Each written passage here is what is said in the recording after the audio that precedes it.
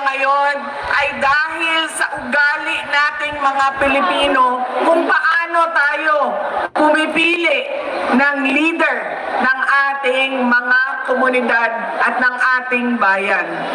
Una na ugali ng Pilipino ay kung sino yung napapatawa sa kanila, sumasayaw, kumakanta, na-entertain sila, ay yun ang naaalala nila pag-upo nila doon sa presinto, sa voting precinct natin. Hindi na natin tinatanong, ano ba ang pangako ng tao na ito nung siya ay tumayo sa entablado para mangampanya? Tinupad ba niya ang kanyang pangako? Budol! Yan ang ugali natin. Maganda sa paningin, sumasayaw, na-entertain ako, naaaliw ako sa kanya, iboboto ko siya. Hindi na natin tinanong. Noong ba ikaw ay nangako na 20 pesos ang kilo ng bigas ay tinupad mo ba?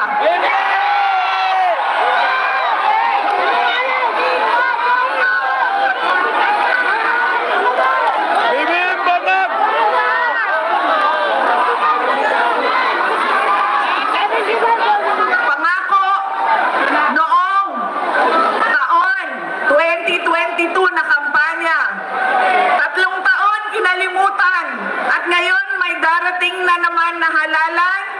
Meron na naman tayong kuno 20 pesos na bigas doon sa Visayas. Pagkain ng aso yun! Na para bang Pagkain ng aso! nakalimutan na ang Luzon at Mindanao dahil hinahabol ang boto ng Visayas. Yan ang ugali natin. Hindi na natin tinatanong, nung tumayo ka ba, binigay mo ba yung pangako mo? Pangalawang ugali ng mga Pilipino sa pagpili ng kanilang mga leader. Galing sa pamilyang mga politiko, galing sa sikat na apelido, na endorso ng sikat at mahal natin na tao ay automatic ang boto natin. Hindi dahil Duterte yan, ay automatic ang boto ninyo. Dapat tinitingnan din ninyo, ano ba ang kapasidad at abilidad ng tao na ito. Duterte ka, pero ano ang kaya mong gawin para sa bayan? Kailangan ko banggitin na ang congressman ninyo dito sa distrito,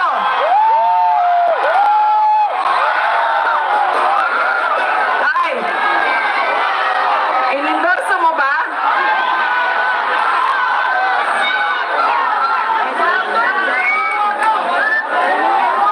Yan. An example. Ang sample ng automatic yung boto natin, sikat, endorse ng sikat, galing sa pamilya ng mga politiko Duterte, yan, boto natin yan. Ganyan ang ugali nating mga Pilipino. Alam nyo, yung congressman nyo, si Joel Chua ba yun?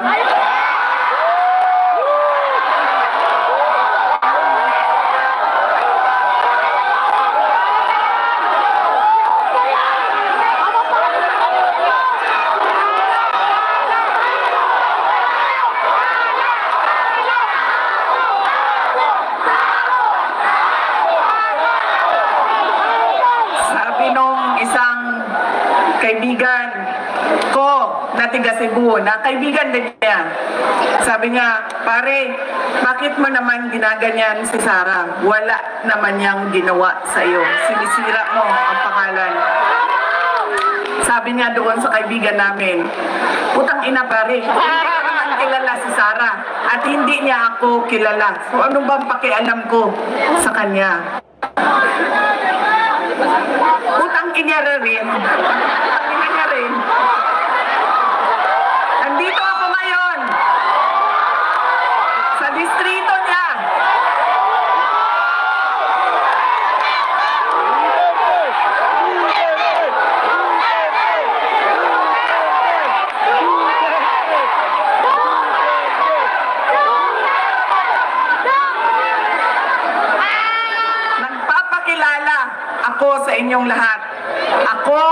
si Sara Duterte, kaya ko makipag-away sa kanal.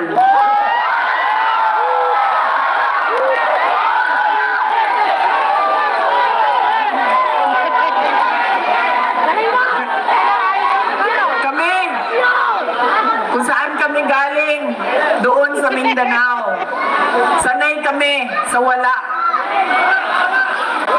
Kaya, walang mawawala sa akin kung dalhin ko ang away na ito dito sa kanal ng distrito ninyo.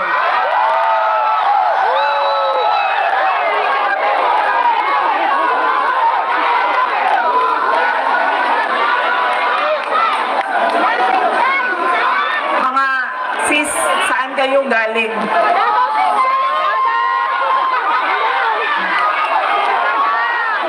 Kinsay mga tausog diri? Mga Maranao.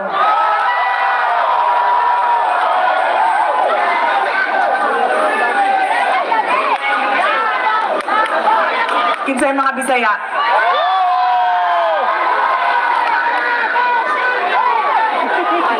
Ayaw mong kalimot ha, pag-abot sa adlaw sa piniliay, butangin ninyo og zero si Chua.